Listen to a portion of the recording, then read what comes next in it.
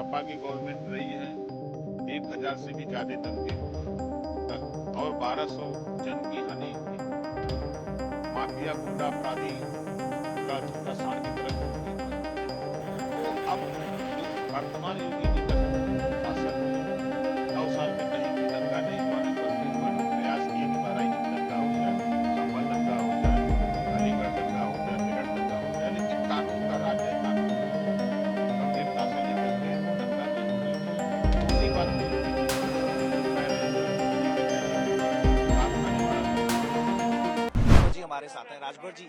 MDM में भ्रष्टाचार की खबरें आई जिसमें मदरसों की जांच के आदेश हुए हैं, कहां तक पहुंचा है? क्या वाकई जो एनजीओ मदरसे में खाना सप्लाई करते हैं वहां पर करप्शन है या फिर जो मदरसे खुद बनाते हैं भोजन वहां पर करप्शन आ रहा है? देखिए, अगर सही बात कहा जाए तो 139 करोड़ से भी ज्यादा लोगों के ब्लड में भ्रष्टाचार है। सही बात तो ये है। अब कोई मशीन आवे रिफाइन करने के लिए ब्लड का, तब बात सही हो।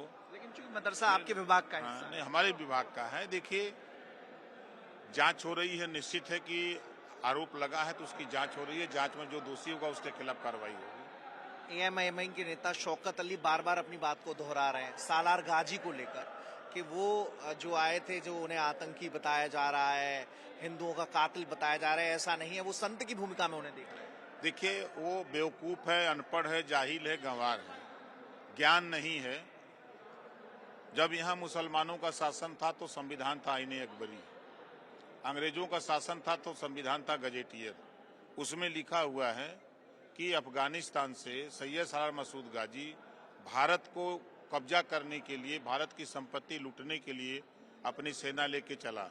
कई राजाओं को मारते पीटते जब वो बहराइच की तरफ बढ़ा तो राजभर महाराजा सुहेल देव जी ने अपने आसपास के राजाओं को बुलाया और कहा कि पहले हमारी प्राथमिकता देश होनी चाहिए। देश रहेगा तभी हम लोग राजा रह सकते हैं, नहीं तो हम लोग गुलाम हो जाएंगे।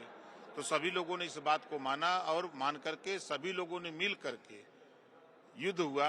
युद्ध में चूंकि पहले की परंपरा थी कि सूर्योदय के बाद और सूर्यास्त के पहले तक ही युद्ध होता था, तो 17 दिन युद्ध चला नानपारा मैदान बहराइच।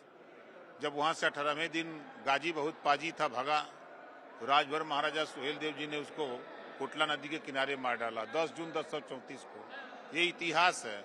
वो अनपढ़ है, जाहिल गंवार है, उसको पता ही नहीं है कि क्या हो रहा है। एक सवाल और है, पोस्टर लगे हैं जिसमें अखिलेश की तुलना उनके जो पाकिस्तान की लियारी, जिसकी धुरंधर 2 मूवी में जिक्र किया गया है, उससे की गई है कि लियारी राज चाहिए या फिर धुरंधर 2 जैसा योगी का राज जिसमें क्राइम को लेकर जीरो टॉलरेंस है। देखिए, निश्चित है, जो सवाल है पोस्टर जो लगा रहे हैं, सपा की गवर्नमेंट रही है 1000 से भी ज्यादा दंगे हुए और 1200 जन की हानि हुई।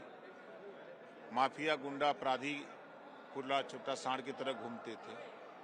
तो अब जो वर्तमान योगी जी का शासन है, 9 साल में कहीं कोई दंगा नहीं हुआ, नहीं कर्फ्यू हुआ। लोग प्रयास किए कि बहराइच में दंगा हो जाए, संभल दंगा हो जाए, अलीगढ़ दंगा हो जाए, मेरठ दंगा हो जाए, लेकिन कानून का राज है, कानून उसको गंभीरता से लेकर के दंगा नहीं होने दिया। तो उसी बात को योगी जी लोग कह रहे हैं कि भाई योगी जी का चाहिए कि लात खाने वाला चाहिए सरकार।